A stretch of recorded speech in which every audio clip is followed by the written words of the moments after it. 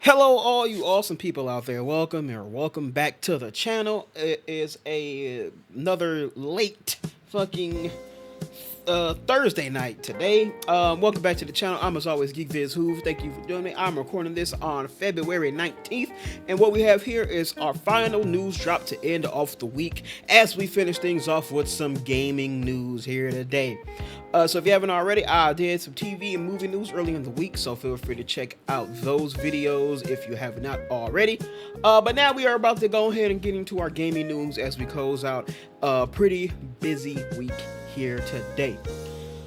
If you haven't already, or if you don't know, I'm GeekViz Hoover. I cover TV, music. I cover TV, video games, and movies, not music. I might talk about music every now and then, but movies mostly. So if those three things interest you, feel free to check out my channel. I got opinion pieces. I got a bunch of shit. I'm so great at advertising myself. But yeah, so we got a bunch of stuff on the channel, all focused around the movies, TV, video games. So feel free to check all that stuff out. What we have here is our news drop, where I go over the news stories of our big three, and this one is, of course, as I mentioned before, gaming. So let's talk about what we're gonna be going over with here on our gaming section today. Let me turn my. I feel like some tracks are louder than others.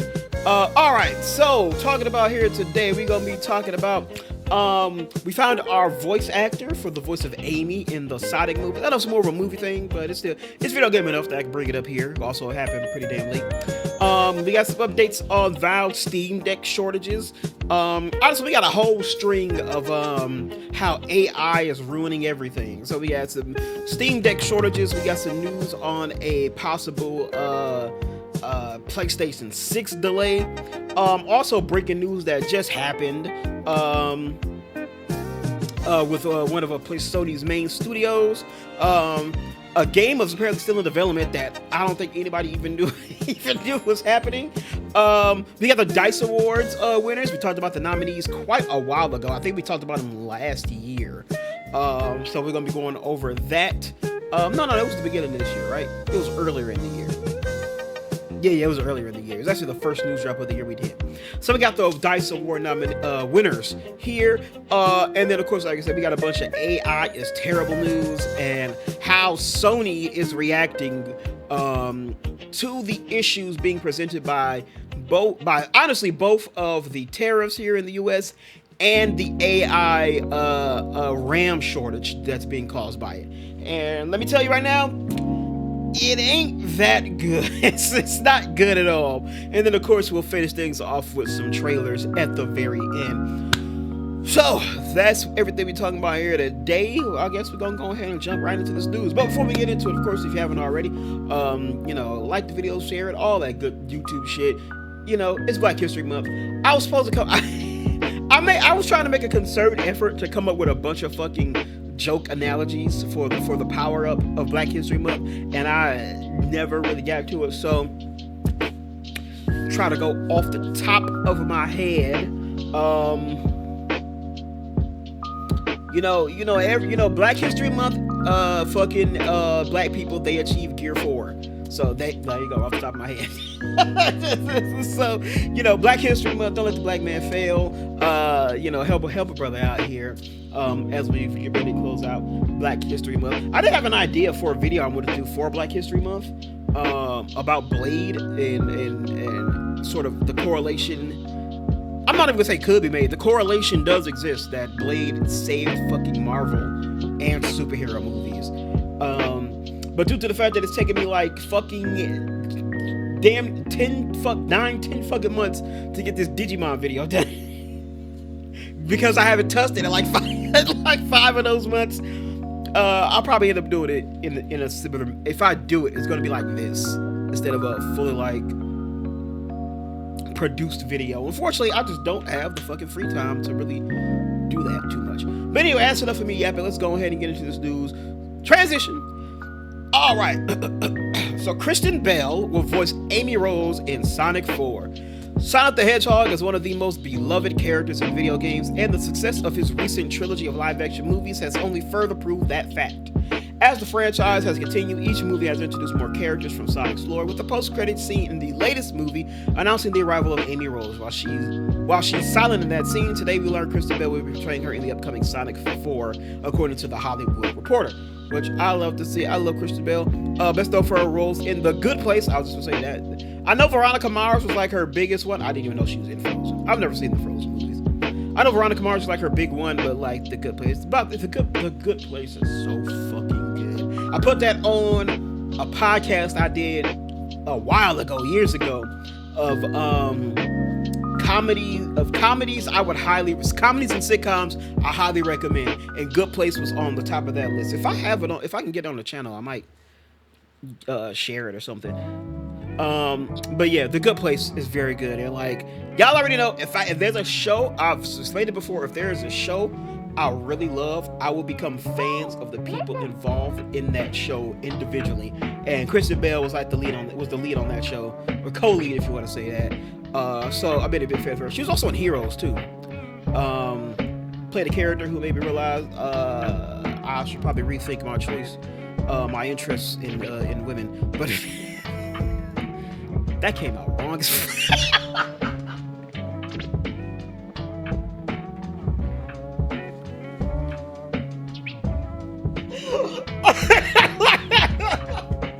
like out of context, that sounds so wrong.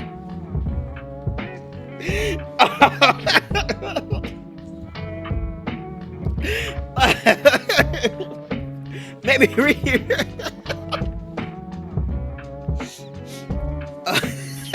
Pause. Oh, that's funny. That's funny. Oh shit. I didn't know the fuck I was saying now. Maybe rethink my taste in women. Alright, oh shit, I need silence my phone. It's like you say it and then it's like once it's out there you realize like that shit does not sound like my intended focus to say. Though video game fans might remember her performance as Lucy in the first 3 Assassin's Creed games. She was? Oh, fuck, I did not know that. She's performed alongside Sonic's voice actor Ben Schwartz many times, with both of them main cast in all 5 seasons of House of Lies.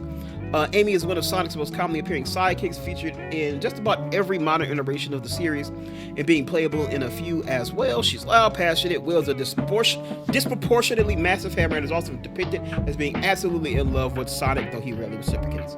Yeah, we know who she is. Given that this is the first we've heard of Bell's involvement, it'll probably be a few months until we see the first trailer. In any case, Sonic 4 hits theaters on March 19th, 2027. That's just 7 weeks before Nintendo's live-action Zelda movie is slated to come out. Big spring for video game adaptations. That's cool. So yeah, Kristen Bell is the voice of Amy Rose. As far as I don't have like a picture of her up here. If y'all don't know who she is by the name, here she is. That's her there. Like I said, you know, she might be one of those faces where you know her, but you just kind of never knew the name. But yeah, like I said, Veronica Mars, The Good Place. I didn't know she's in Frozen. She's been in a bunch of, she's in a lot of TV. Most of her cut her teeth. She was, but yeah. So there you go. But I think that's cool. Good for her. So we got our voice actress for Amy Rose. All right, next up. G.I. Joe Snake Eyes game not canceled. This is who fucking even knew this shit news. The G.I. Joe Snake Eyes game is not canceled. Hasbro confirmed. Hasbro has confirmed that the highly anticipated. Then I'd be giving it a little too many liberties there. The highly anticipated G.I. Joe game featuring Snake Eyes has not been canceled. Atomic Arcade's G.I. Joe Snake Eyes is something that that players have heard close to nothing since its announcement. I don't even remember the announcement. We have only heard that the game moved into pre-production in 2023, and there was a listing in 2024 that hinted at an open world setting. No other updates since then, though since the title has survived. I'm spoiling my fucking trailer. Let's see. G.I. Go.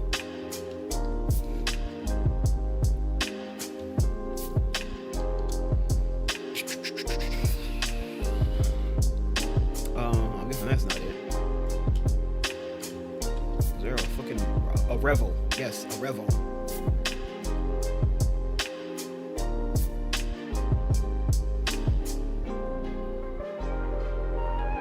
Okay, it seems like the oldest I'm seeing is 9 months ago. That might have showed something. But yeah, I'm not finding anything fucking.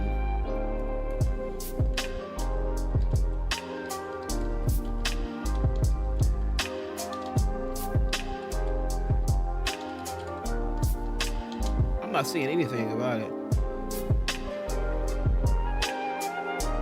Yeah, I'm not finding shit about this. 9 months ago, maybe, I guess. Okay, I guess 9 months ago at least, but I don't fucking know. Atomic Arcade reportedly shut down, but the G.I. Joe Snake Eyes game is not canceled. The confirmation that the G.I. Joe Snake Eyes is not canceled comes from Hasbro's statement from what? I don't even know what the fuck that is. Hasbro has stated that the game is not canceled, but the development team is in the process of determining the way forward for the title. No decisions are final as of now, and updates will be provided as soon as they can. The readers can check out the statement below. So they said, and I quote, "The Snake Eyes game is not canceled. The team is currently taking time to evaluate the path forward for the game. While decisions have not been finalized, we're committed to providing updates as soon as we're able." The statement came in response to the original report, which discussed a LinkedIn post by Atomic Arcade's gameplay programmer, Dominic Braun. Braun's post stated that he was affected by Hasbro's and Wizards of the Coast's decision to close Atomic Arcade. Hasbro has not provided clarity on whether Atomic Arcade has been shut down. In other news, there are 6 games that were canceled. Yeah, okay, then he was on even know. Yeah, so like I said, had no idea this was a fucking thing, but apparently it's not canceled. But I'm not gonna lie, do not be surprised if we find out that they're talking about what they're gonna do to move forward. But I will say, don't be surprised if they actually do outright cancel this thing. But you never know. Maybe Hasbro wants to. Well, I don't know, because it seems like Atomic Arcade is. Let me see. Cause they said it was shut down by Hasbro, right?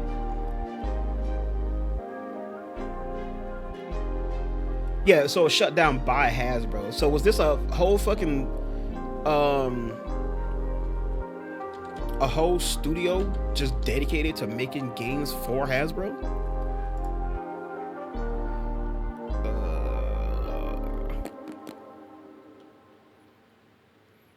I forget. You know, I got my ad blocker on, so this shit gonna take a minute. Alright, whatever. So, yeah, I will say, don't be surprised if they do announce that this game is outright just canned. Because, again, I haven't seen anything about this game. I don't think there's, like, been any hype. You see, I just went searching on YouTube about this shit, and, like, nobody's done anything on it. There looks like there's not even an official video for the announcement. It's like, let me just... Maybe just this picture. This picture looks like it's from Batman, though. I ain't gonna lie. Like, if I saw this picture, I would think it's an Arkham game. Okay, here we go. Atomic Arcade, we create engaging and fun games that ignite your imagination. Carolina. Here's the people. Okay. What's this? G.I. Joe Snake Eyes game gets thumbs up from Wizards of the Coast. So yeah, so they are connected to them. I should open this up in a whole nother fucking window. So they are directly under them. So again, if they are under them and they canceled the studio, maybe they'll think, instead of us footing the bill outright to pay for the development of the game, maybe they can just maybe they could just sell it to somebody else to do, and they pay for it if they want it. And they just get a small little cut because it is because Hasbro still owns the G.I. Joe IP. It's just, what the fuck?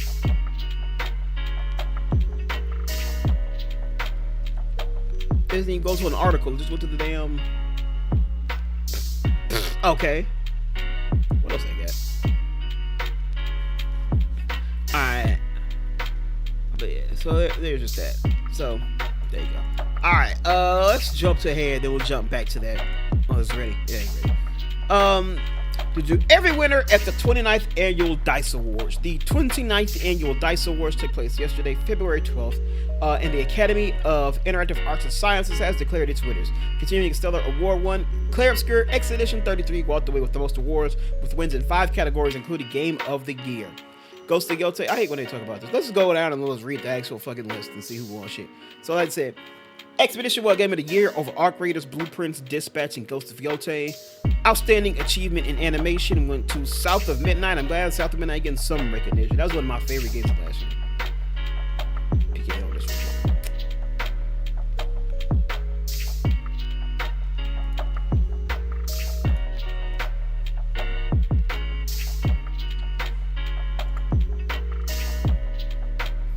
It's the Batman image.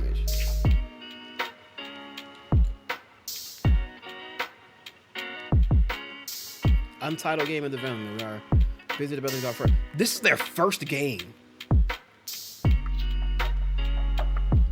and this is the only thing they have. So they basically said, yeah, Hasbro gave us the go ahead to make a G.I. Joe Snake Eyes game, and this is as much as they've shown off so far. It's just 2 fucking screenshots. So yeah, I feel confident saying don't be surprised if they announce that the game is just outright canned. Unless somebody else wants it, but I ain't gonna lie. I'm not gonna say nobody does, but I don't know who would be willing to take in the studio to pay for them to finish it. Because there's already no hype behind this shit, seems like, but whatever. All right, back to the DICE Awards. Outstanding achievement art direction, Expedition 33. Character went to Atsu and Ghost of Yote. Really, I ain't gonna lie. Atsu is probably like of the good things I've heard about this game. Atsu is probably the one I've seen being recognized the least. Original music composition with the Ghost of Yote. Audio design, Death Stranding 2. Achievement in story, Expedition 33. Technical achievement, Death Stranding 2. Action game of the year went to Hades 2. Adventure game, Ghost of Yote. Family game, Lego Party. Fighting game, Mortal Kombat Legacy Collection. Racing game, Mario Kart World. They ain't even nominate Sonic. That's crazy. Role-playing game of the year went to Ghost of Yote. Went to Expedition 33. Sports game went to Rematch. Strategy simulation went to The Alters. Immersive reality technical achievement went to Hotel Infinity. It's a VR game. Immersive reality game of the year went to Ghost Town. Outstanding achievement for an independent game went to Blueprints. Mobile game of the year, Persona 5 Phantom X. Online game, Arc Raiders. Game design, Blueprints. Game direction, Expedition 33. So that was your DICE award winners. Like I said, Expedition 33 walked away with the most. So like Ghost of Yote picked up quite a few as well.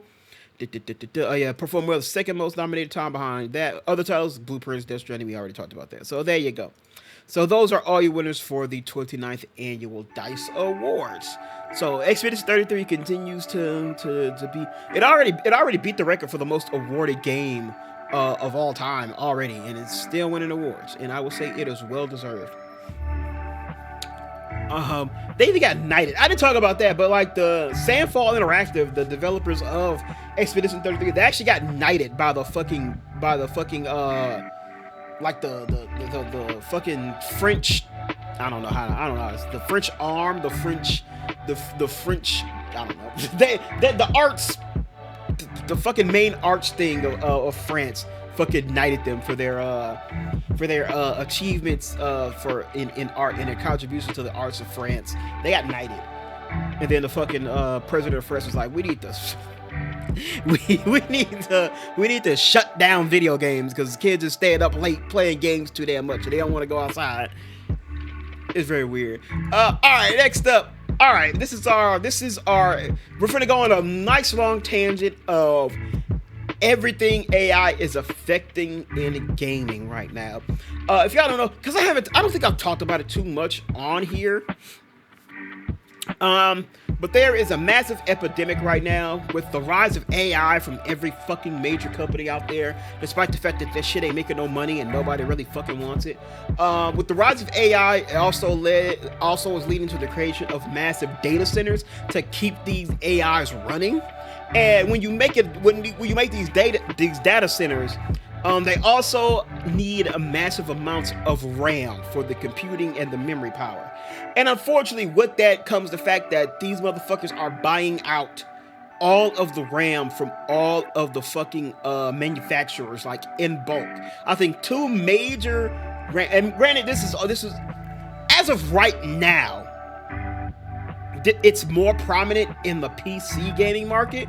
So of course, your boy picked the perfect time to get into PC gaming. No lie, I really did. I was able to get the RAM from my PC way before these prices went up.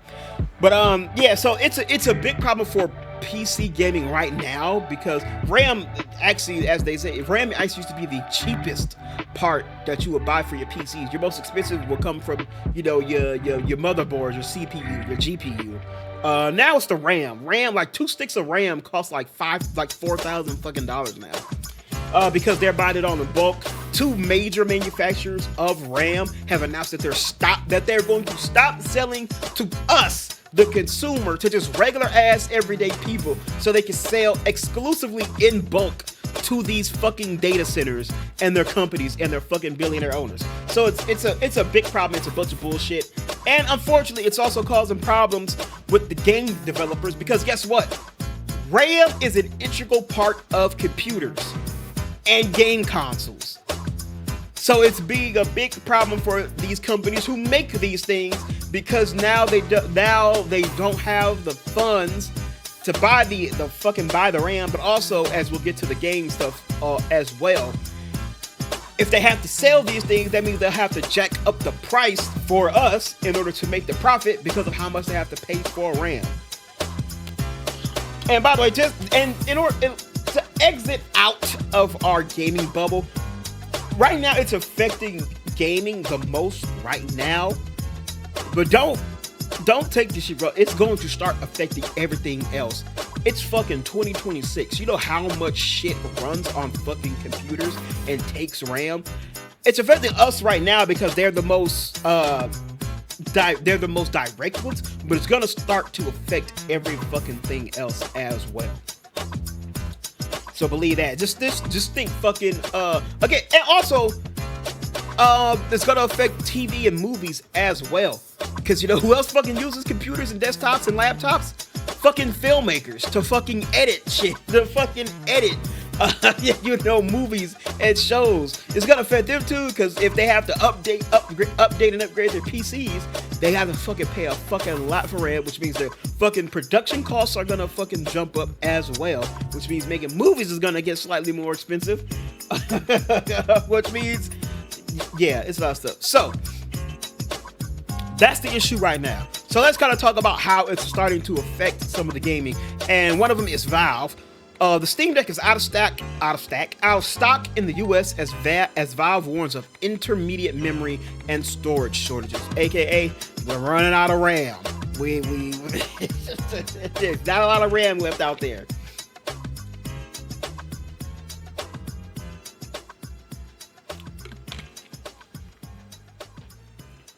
Alright, so the increased cost of RAM is making tech more expensive. It's coming out of stock on Steam. Valve warns it may be a regular occurrence. Whoops.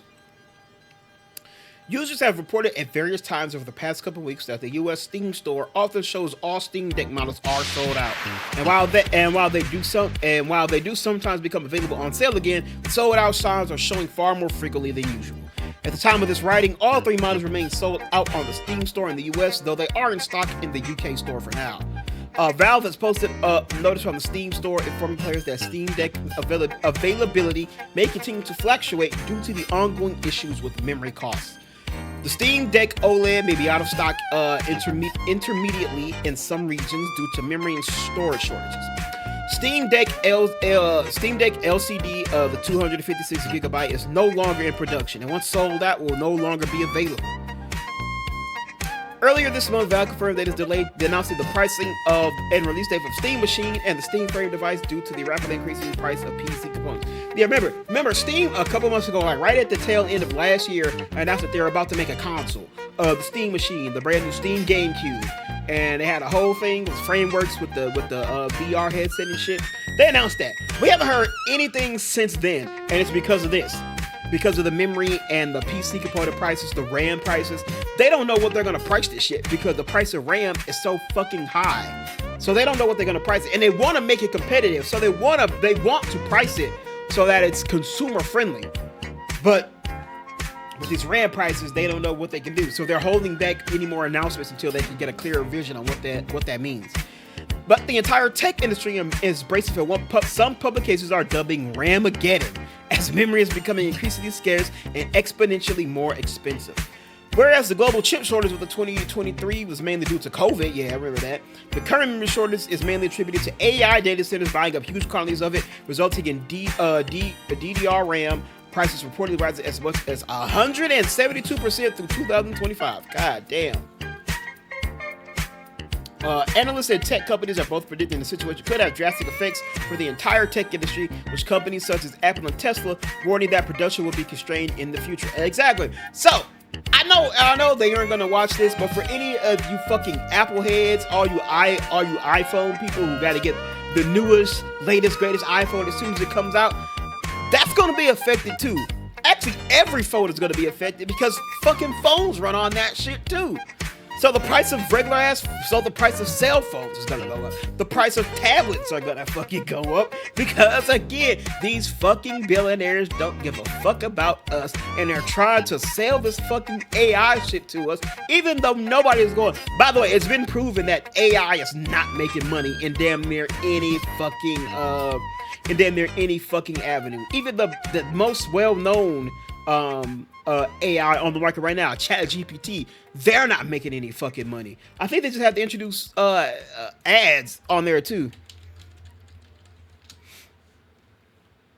Yeah, OpenAI, there we go. As of February 9th, OpenAI officially introduced ads into ChatGPT, targeting US users on the free and $8 a month gold tiers.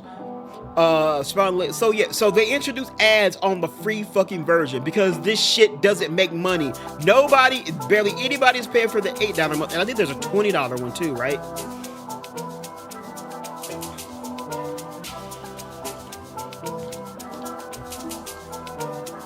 I think there's like a $20 tier, right? Yeah, nobody's using that shit. They're just using the free version. So it's not making any money, so they introduce ads so they can make fucking money.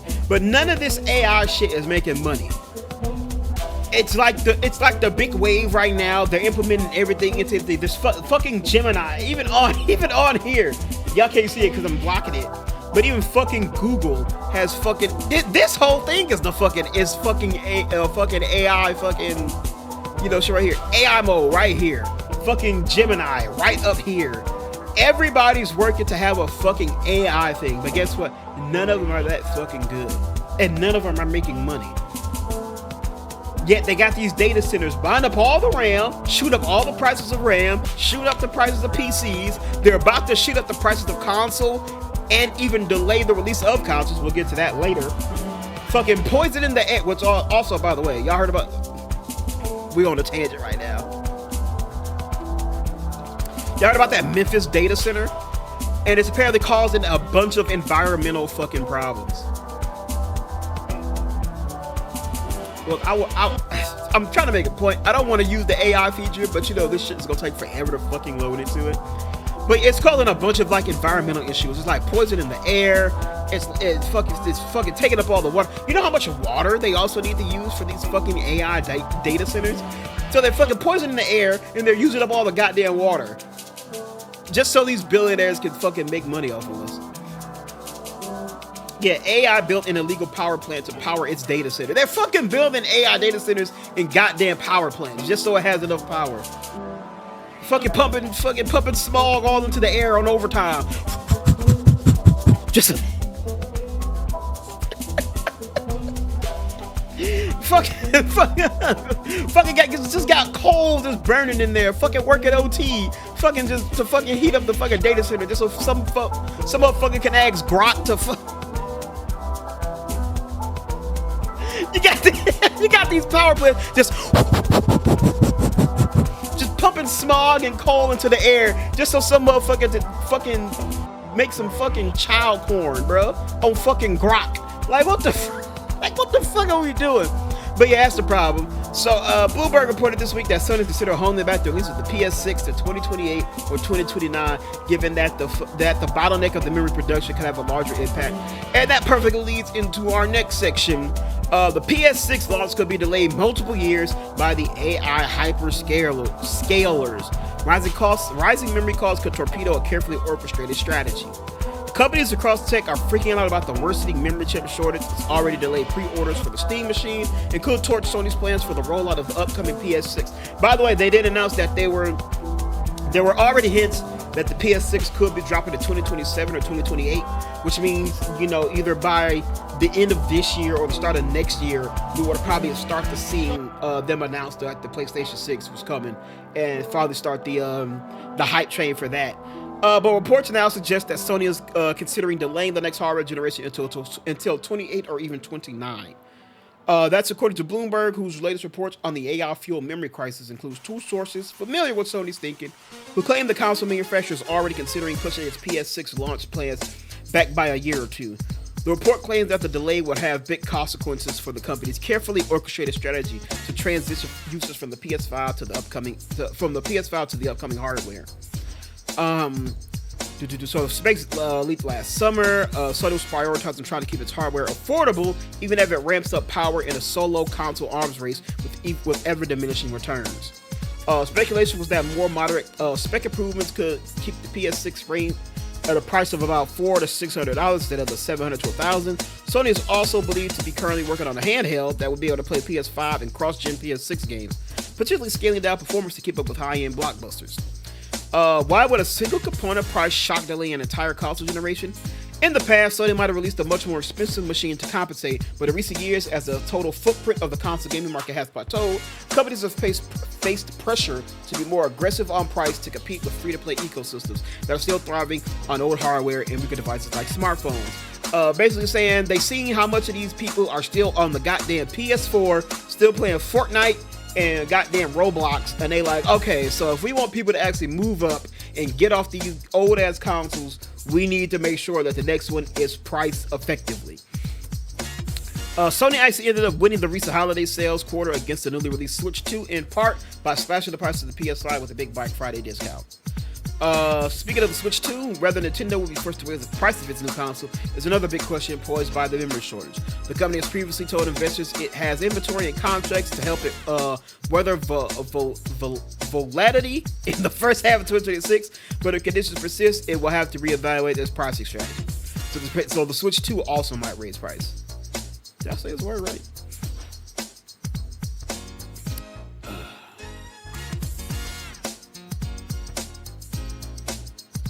Volatility. Volatility. Okay. Monitoring the volatility. Alright, so, and because of that, we kind of know what the fuck Sony is going to plan to do in order to offset these costs. Sony could offset rising RAM costs by monetizing the PS5 install base. The company's CFO said it plans to grow its software and network service revenue. Basically, what this also going to amount to is that it means that they are going to focus more on live service games, and we also might see an increase in the in PlayStation Plus. They're probably going to raise the price of that shit. Sony revealed during its latest financial results presentation that while the PS5 is selling well, pushing out 92.2 million units as of February 5th, the company's plan now is to grow software and network services revenue by monetizing the existing install base.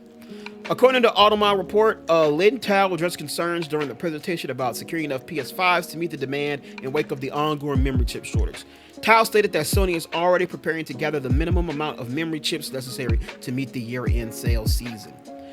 Going forward, we intend to further negotiate with various suppliers to secure enough supplies to meet the demand of our customers.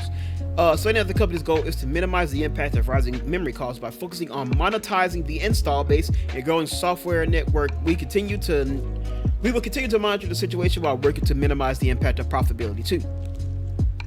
This shouldn't come as much as a surprise. The PlayStation 5 has been out since November of 2020, making it nearly 6 years old this holiday season. Console life cycles tend to last anywhere between 5 and 7 years, and co-CEO Hideki Nishino said that Sony wants the PS5 to have a 10-year lifespan. What the hell? With the next PlayStation likely not coming until after 2028. According to some analysts, it would seem to make sense that Sony is focusing more on network and software sales rather than just hardware. Experts Bloomberg spoke in February discussing the impact of AI on hardware manufacturing, claiming that the PS6 plans have been thrown into disarray because of it. Tal even suggesting that the company's hardware sales strategy can be adjusted with great flexibility. So again, they're planning on monetizing the install base, meaning the people who already have PS5s, we're going to do everything we are going to make decisions from here on out that is just focused on fucking microtransactions and live service and anything we can do to keep making money off of anybody who already has a PS5. We don't know if we're going to be able to keep making PS5s or how many we're going to have or how many we're going to be able to make. So due to the fact that they don't know if they can extend how many people have PS5s in order to make money, instead they're just going to focus on the people who already have the PS5 and just focus on continuing to make more money from them, from us. That's basically what that means, which means, like I said, more live service games, probably more fucking shit to focus on microtransactions, raising the price of PlayStation Plus, probably less sales on the PlayStation Store.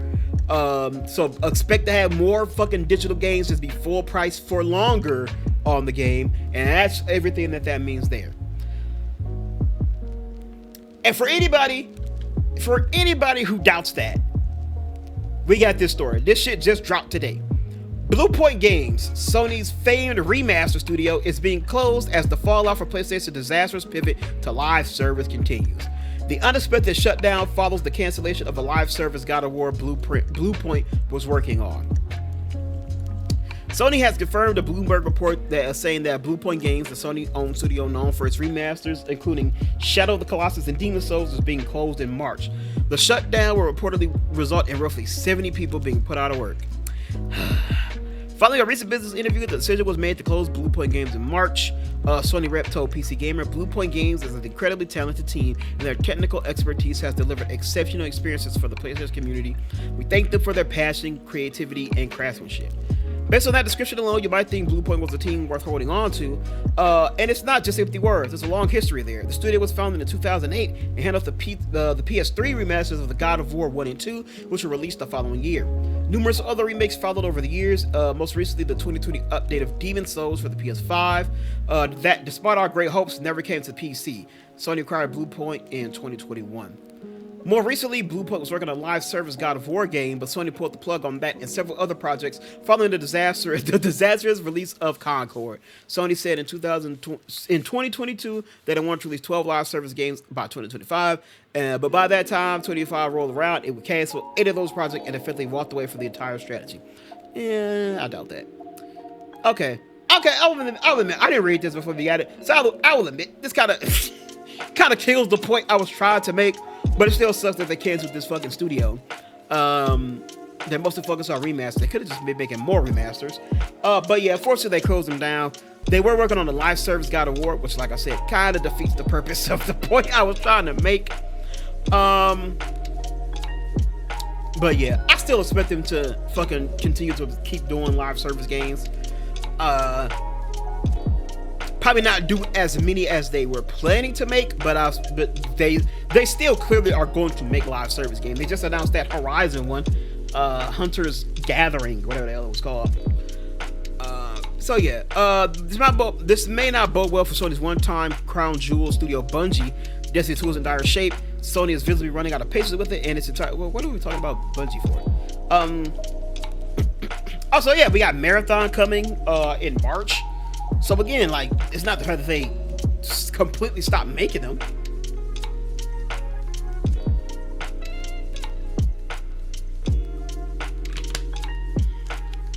It's probably just the fact that they focused on making less, which also probably means it's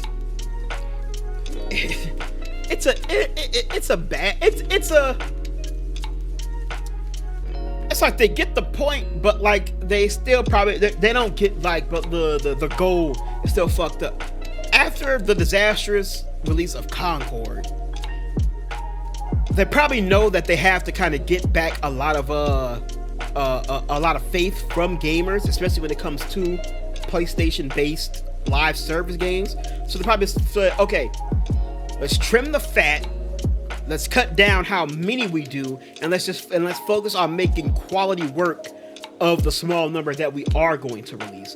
Again, you know, two things can be true at the same time. It's a good thing, but it's still like you're still heading to you're still heading towards something that's still proven to not really fucking work. High guard. I'm gonna do a video on high guard. I want to do something first though, and that's I want to put more time into the game. AKA, I actually want to play the shit before I start giving my opinion on it, which unfortunately is something a lot of motherfuckers did not do when the game first came out.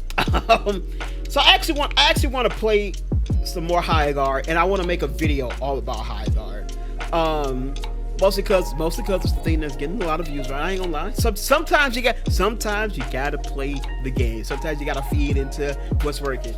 But also it's a very interesting thing. So I do want to make a high guard video. But I need to put some more time in on the game before we do it. So I want to do that. But high guard is a perfect example.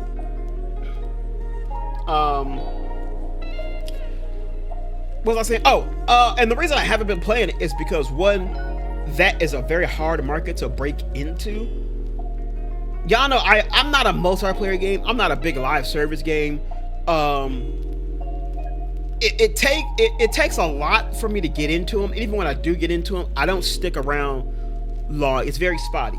Like right now, it's Marvel Rivals, and even Marvel Rivals, I find myself dipping in and dipping out a lot. Like I haven't played that shit in like a while. Like I think the last time I played was when Elsa Bloodstone. Like even this season, I only played it right when this season first started, and then I fell out. I barely played with Deadpool, and then I came back when Elsa was released, and I haven't really touched it since. So I was on there quite a bit last season. This season I ain't been on there too much, again, because it's a lot. And into Overwatch coming back, I've been playing that again. I haven't played it as much as I thought I would be playing it, but I have been playing it a little bit. And I went like, okay, combined with Overwatch coming back and Marvel Rivals still being slightly in my rotation, I was like, man, yeah, it's pretty much wraps on high guard for me. I don't have the fucking space for more than 2 fucking online live service games. Actually, talk about it. Destiny 2 is also a big example. Destiny 2, I hung around for the long haul, extremely off and on with Destiny 2. But I always came back whenever they dropped the brand new expansion, because I was interested in the story. But once you got to the fucking grind part of having to grind for gear and the fucking seasonal gameplay loop, that's when I fell out. And I did that over and over and over again. And I finally played the last expansion they had, Lightfall, whatever the fuck it was called. And I played that, and I was like, okay, uninstall, I'm done, I'm not coming back. I finished the story. I know they're still continuing it, but I'm like, that's the end of the story for me. I'm done with it. I don't have any need to come back. I played it. I can say I played it from beginning to end, and I'm fine with that. So like, yeah, I'm like, yeah, it's kind of wraps on high guard for me. And I feel like that's like literally the whole thing. The whole thing they were talking about. Was it this story? What was it this story? But the whole thing they were talking about was like trying to get people to move away from those live service games that they have that sunken cost fallacy in. They're playing it for so long, they put so much money into it that it's hard for them to go away from it. They can't move away from the Fortnite because they had it for so long, put so much time and money in it. They can't go away from it. They can't move away from Roblox because they put so much time into it. So that was it. Well, this was in January. Okay. All right. But yeah, so that's the tangent for the AI's bad news and everything that's happening and what Sony is doing to respond to that. But anyway, that is the end of the news section. Now we're going on to get into some trailers. We got quite a bit. It's always easy to do a lot of game trailers because there's always a lot of game trailers. State of the Play was like 2 weeks ago at this point. I watched it. I was gonna do a reaction to it and like record it and watch it and put a video of that up, but I had shit to do, so I kind of just watched it on my own time. So we aren't covering any trailers that were released during that. I will say it was really good. It was a really good state of the play. A little bit of things for everybody. Some new shit. The God of War remaster trilogy sounds cool. OG TC Cars is coming back, so I really like that. But there's a lot of good shit on there. A little something for everybody. So it was a really good state of the play. But anyway, let's go ahead and get to these trailers. I got like 10 here. Some are a little bit longer than others. I didn't notice this motherfucker was 5 minutes. But yeah, let's go on ahead and check them on out. Let's pause the music. Oops. All right, starting with the Mouse PI for Hire official boss fight trailer. Judge Chris Taylor has fought tirelessly for crime victims, especially. God damn ads. I feel like I haven't gotten the ad in a long time. We didn't get any ads on the movie or the TV ones. But of course the games come right here.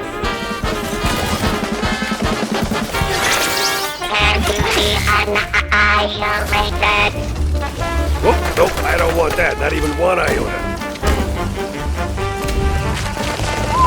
Hell of a mess, Steve. Another one?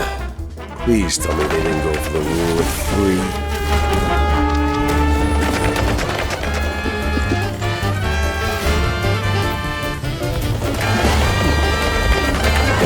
Not that again. I like the art style of like the background having the 3D kind of thing, but then these things have a 2D. Like when he picked up the health potion, it was in 3D. But when he picked it up, not that again.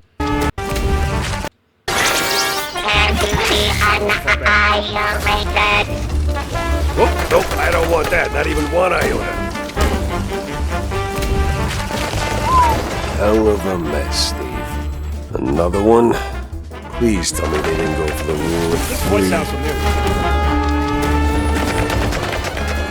Yeah, so you see, it's in like, actually no, it has a 2D thing, but it is 3D. It has more of that cartoony style. Not that again.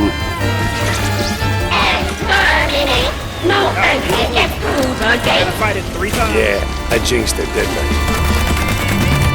Dance with me. What?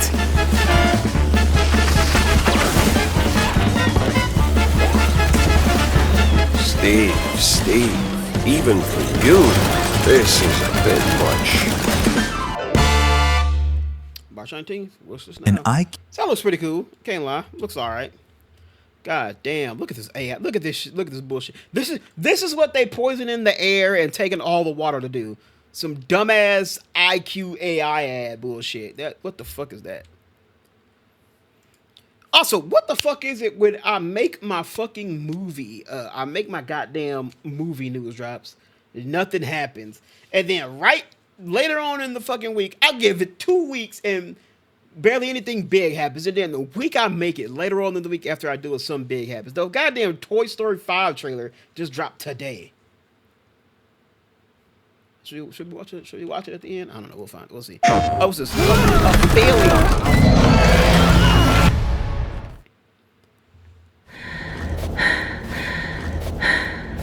I remember this.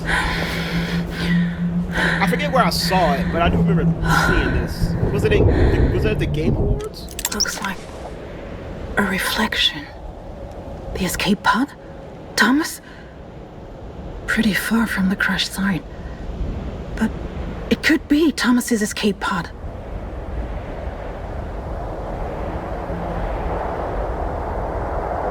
There might be something interesting in there too. Oh, my scanner's getting something. Could that be these magnetic lines?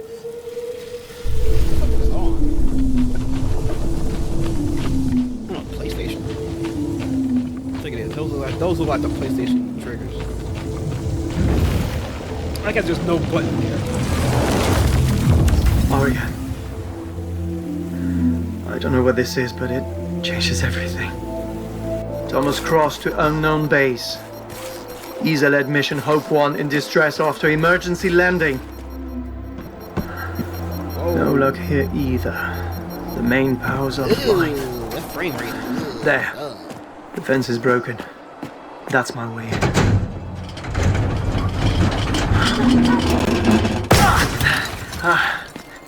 No, it says it's a work in progress. This shit's a little sloppy. Okay then. Let's have a look. Someone engaged the manual shutdown here. Bingo! But this one doesn't react to any of the frequencies. The magnetic line seems corrupted. Maybe I should follow So it you play as upstream two to see what's characters? going on. Is this like a co-op situation going on in here?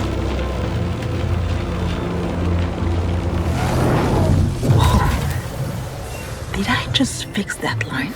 Let's see if the other node reacts to the scanner now. It's responding now. No signs of life. Something's wrong here. Yeah, that's locked. What's the code here?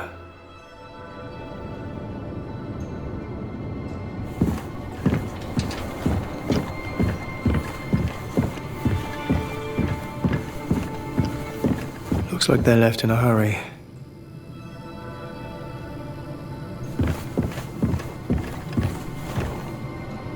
The first crew on Persephone. I thought that was supposed to be us. Did I say Frank Leaky? The first. Frank Leary. Frank Leaky? Freaky ass nigga. Malcolm Spring. Crew on Persephone. I thought that was supposed to be us. Anybody home? Got the they got the Isaac health indicator there. Thomas, I can see that light reflection. It can't be far now. Again, I know it's a work in progress, but the environment's also pretty.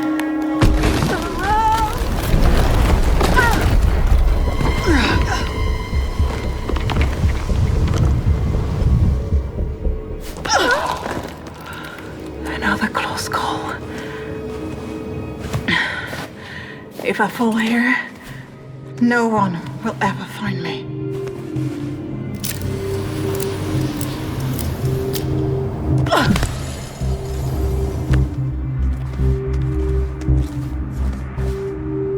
I hope I won't regret this, but it seems like the only way.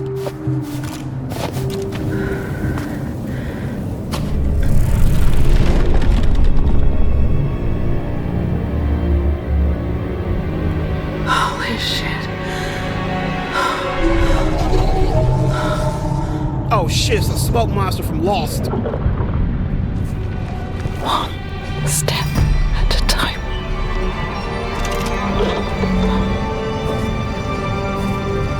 Don't tell me what I can't do. Gotta keep this quiet.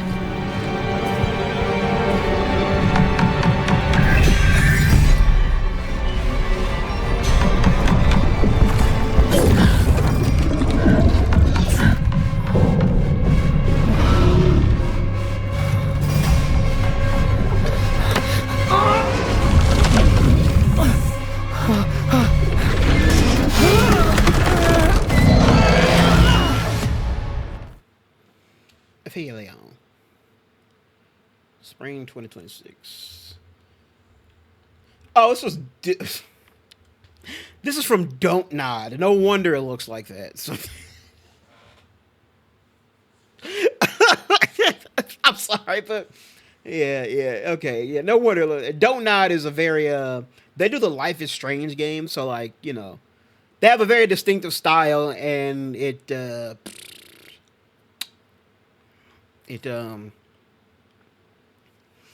not like it's not the most technically advanced. Everybody's talking about Bluepoint. That's funny. All right, next up, the High on Life 2. I think it's the launch trailer. Yeah.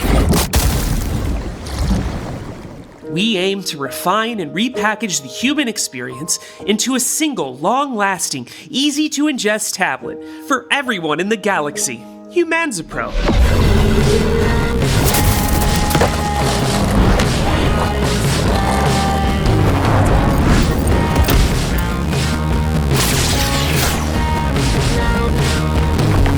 There's no easy way to say this, kid, but I think your sister Lizzie's in serious trouble. You know that rebel outfit Lizzie rolls with? The Bleeding Stars? Looks like they got into some sort of trouble, and now there's a bounty on her head.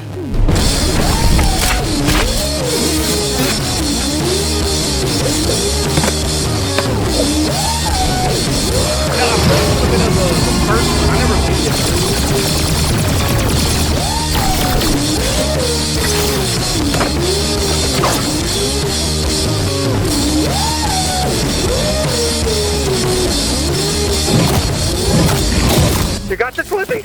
Yeah, Gene, I'm on it. Stay with me. Listen up. We are all criminals now. Welcome to the revolution. The revolution.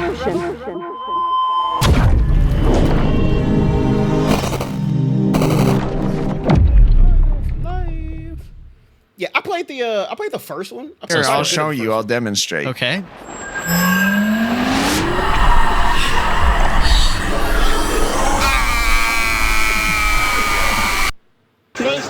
I was about to say this is like some Adult Swim shit, but then I remembered who makes this game, and of course, it's like of course, it's some Adult Swim-esque shit.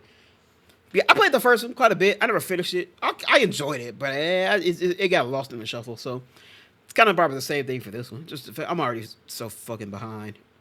I've still barely played Outer Worlds 2 since that session. Probably go check out the Outer Worlds 2 video if you haven't already. Play like the first 2 hours or something. I barely played since then. It's just so many hours in the day, man. So many hours in the day. All right, next up is Time Takers. That sounds like some arcade shit. Don't miss the closed beta announcement for Time Takers, a hero-based squad-based survival shooter-based developed by Mistle-based games. No, I'm just playing.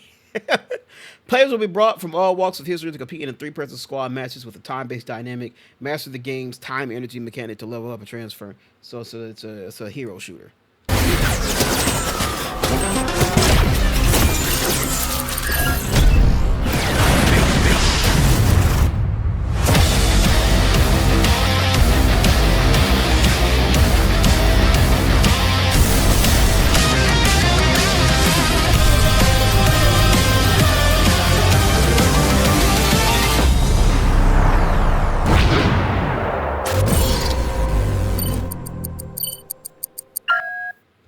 That didn't sell me on shit.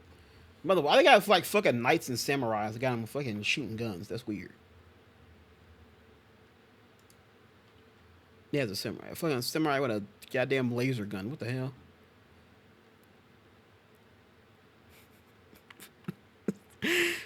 Here we go. Concord 3. That shit's a fucking. It's not. Concord is now not even about to be associated with the game anymore. It's about to be a term that's being used to describe just a situation now. I should know what that word is, but I can't think of it right. Is it an adjective? That's not a verb. Verb is an action. It's an adjective, right? That's what it is. Word or phrase naming an attribute. Yeah, a word that describes, modify, or specify nouns. Okay, sure, yeah. Yeah, actually, is it an adjective? I don't know. We're gonna say it. I'm probably wrong, but we're gonna say it. Concord is about to turn into a fucking adjective now, just to describe a fucking just to describe the fucking live service multiplayer game that people are immediately going to try to hate off rip. That is what Concord is about to mean now. It's crazy. Which is why it's not a game for me. I still don't like strategy shooters, but I'm not gonna lie, Marathon is looking pretty cool. Speaking of Marathon, we got the thing about the music of it right here. Marathon is looking better. I think Marathon is on the path of defeating the internet uphill battle, the IUB as I call it. I think they're on the path to beating it because everything they've done since they delayed the game and went to work is looking pretty good. So we got the music of Marathon. To be able to get in on the ground level of a process of literally building worlds was really intoxicating. And so I was like, what better way to start than with Bungie? Oh,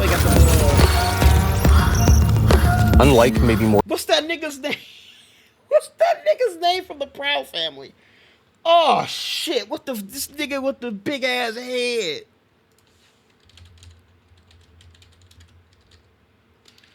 Was his name Myron or something? Yeah, Myron. This nigga looks like a white Myron. The big.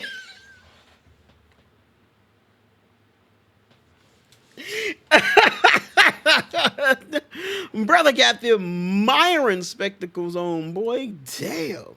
Hey, no shade. I can't see shit either, my boy. More traditional story-driven games, I think we were really kind of challenged with, hey, what is our kind of star in this, and how do we kind of base our audio approach or musical approach? And I think one thing we kind of landed on was we're really telling the story of Tau Ceti, the planet, you know, the history that it has.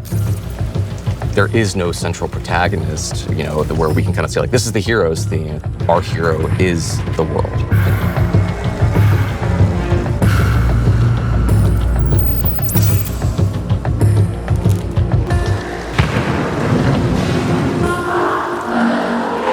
I love that feeling of like it being both neon and also like kind of crusty and falling apart at the same time. Like, to me, that has a sound.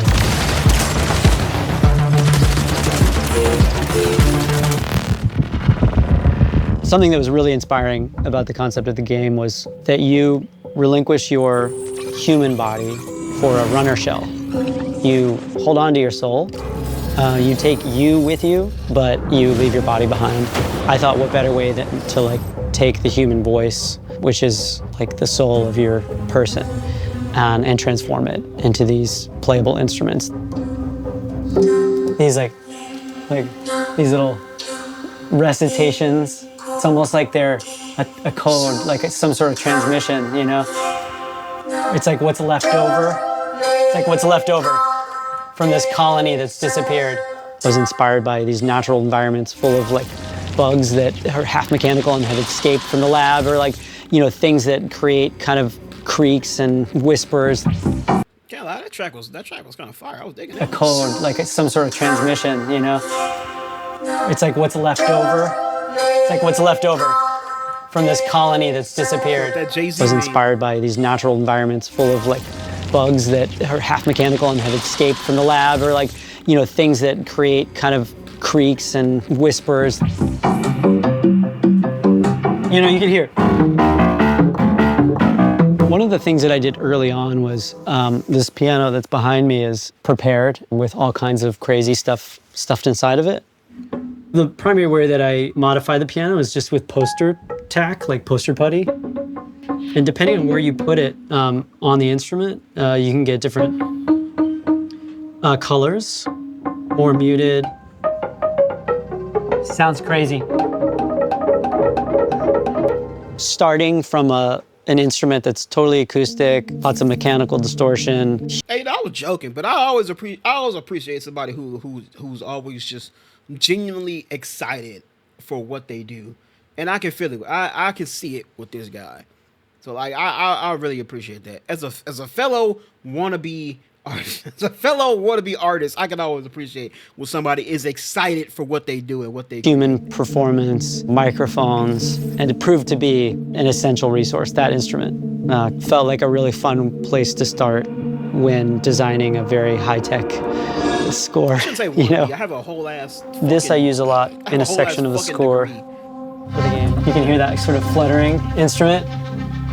One of my most valuable tools was actually this instrument here. It's called an Osmos, and it's an MPE controller. So basically, it enables you to do a huge number of expressive things with your fingers that even a piano like you can't do.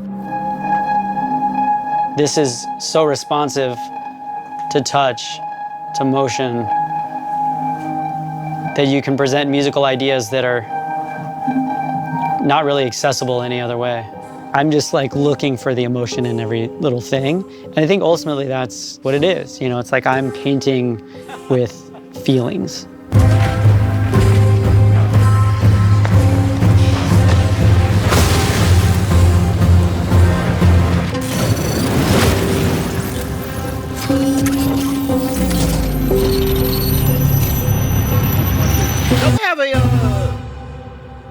have track streaming. I ain't gonna lie, I will listen to those. I was actually I was digging the music I was hearing from this. I'd actually check out the music for this. I'm gonna have to look that up on YouTube Music. They have like a.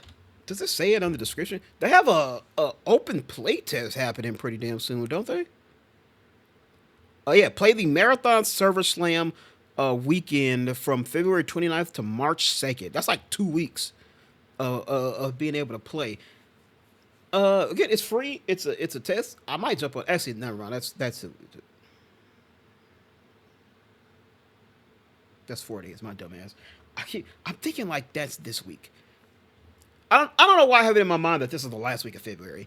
But yeah, so they have like a nice little weekend where you can get on to play the game. I might get on to check it out. Again, like I said, extraction shooters I feel like are not my thing. Also, as I mentioned, I don't think I have the capacity to fit multiplayer games in my shit right now. But I'd at least check it out and see what I think about it, so I can again provide actual discourse and discussion into it instead of just saying shit without ever actually playing it. Moving on. Next up we have the Fatal Fury Street Fighter trailer. Don't miss the upcoming Street Fighter collab trailer for Fatal Fury City of Wolves, latest edition for the hit fighting game.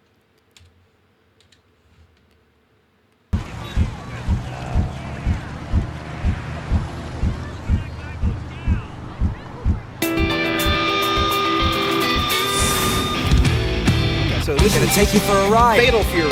Try to keep up, all right? Street Fighter characters joining that. Aha! A fine specimen from our research.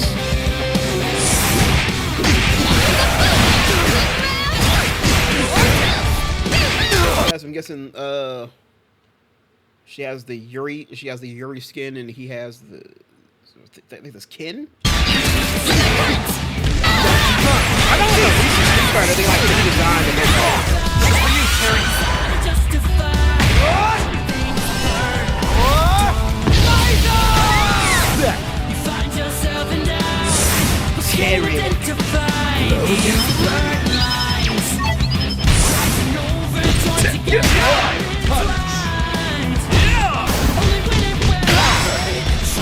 look out!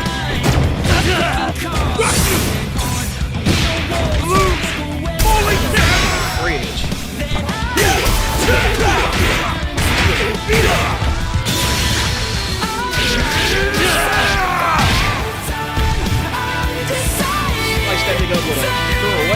This what you wanted.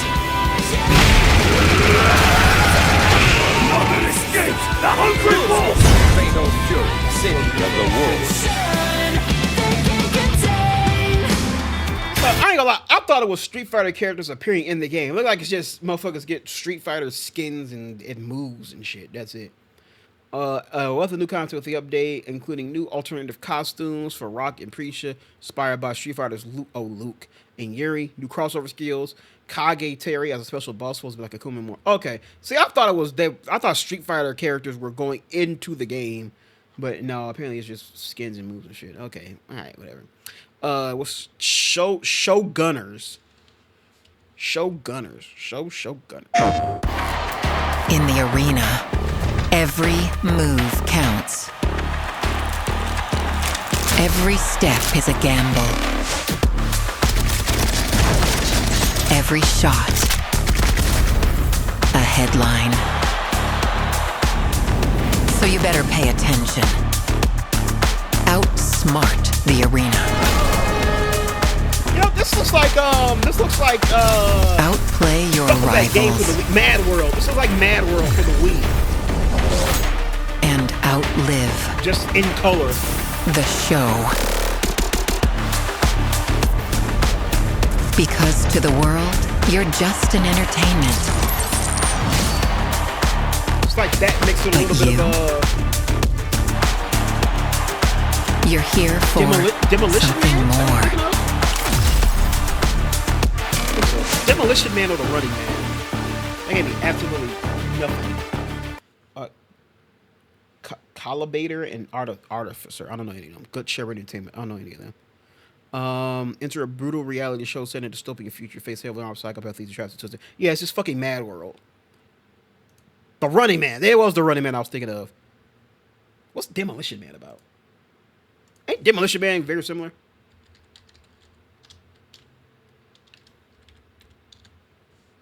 As if it's calling the Crossfire long sense. Oh no, it is not. No, it is not. So I was thinking of Running Man. So it's like fucking Running Man and Mad World mashed together for this. Okay. Yeah, I remember Mad World for the Wii. I remember when I got my 360 stolen, I had to play the Wii, and which was like, it was like the family console. But when my shit got stolen, my parents gave it to me. It was like, yeah, you can hear it, you can have it here, you can play it. And they bought this game. They bought this game for me because they was like, yeah, we know, you know, something a little bit, something, you know, you could actually play it. You might like. It was actually pretty entertaining though. I can't lie, it was actually pretty good. But yeah, Mad World. It reminds me of this because it's very similar to that too. All right. What else we got? We got 3 more. Next up is Directive 8020. By the way, I never remember that this and the people who do the Dark Pictures games are 2 fucking separate production companies.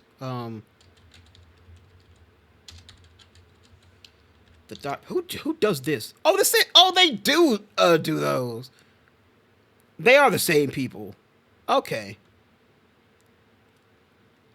Because it didn't have it right there, so I was like, "Are these two different studios?" But no, it's the same one. Behind me! Open the fucking door! You can't leave me out here! Please! Gotta make a choice. Fuck you! Fuck you!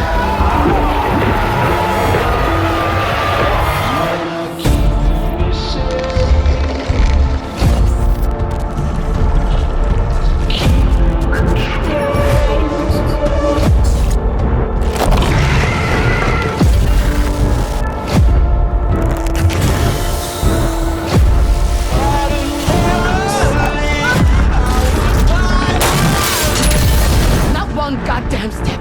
It's me, please! Better be a fucking alien. Leave me out here, please! The question is, what are you going to do about it?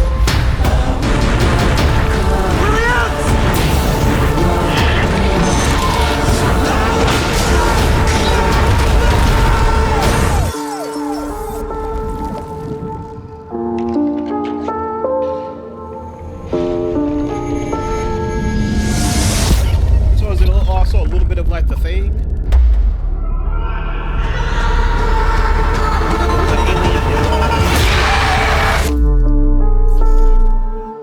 May 12th. These games are very. Oh, it says it right there. The Dark Pictures, Supermaster. These games are very niche, but they are pretty fun. I won't lie about that.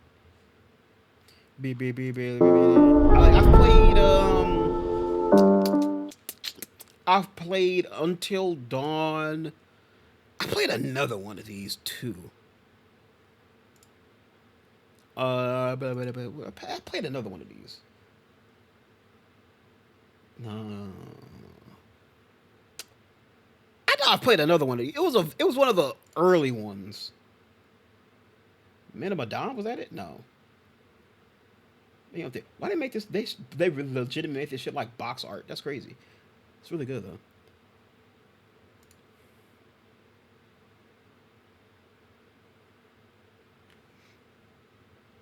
Shit. Maybe I'll just play Until Dawn so far.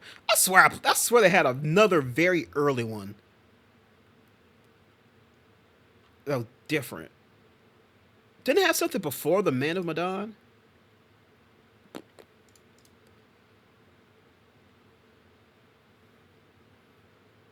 I guess not. I guess I'm just thinking of fucking Until Dawn then.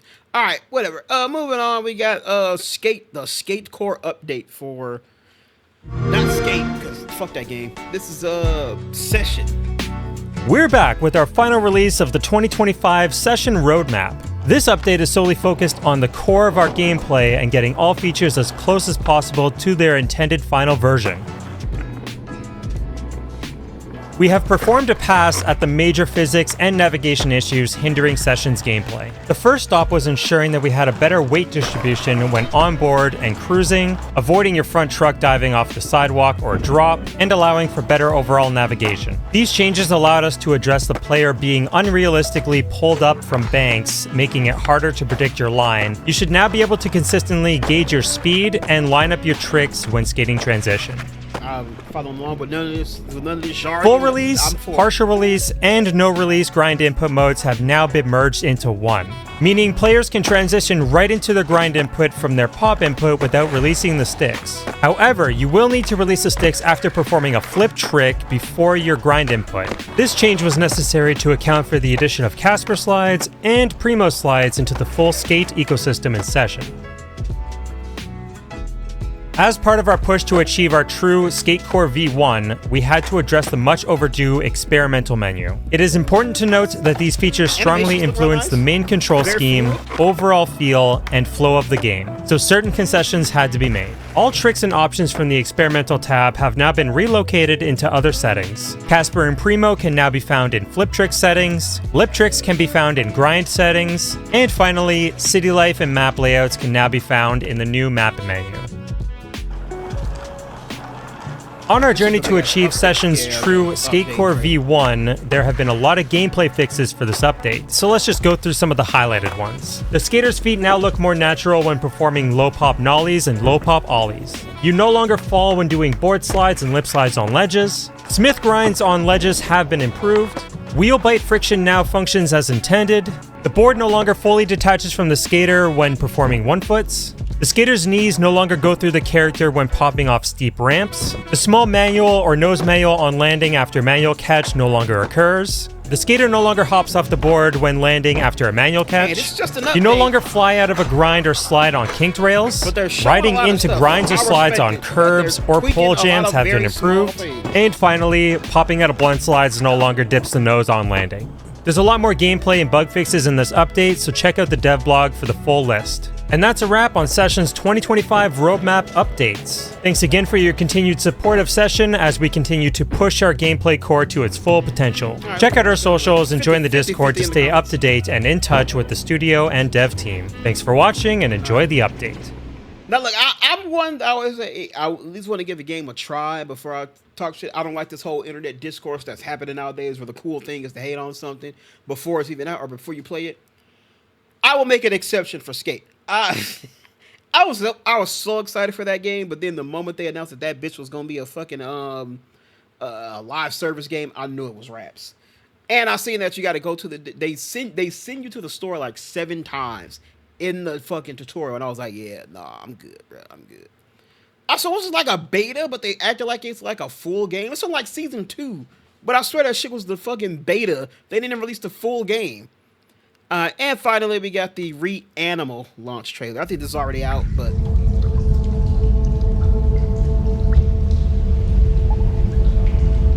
well, if it's a launch trailer, of course it's out. My dumb ass.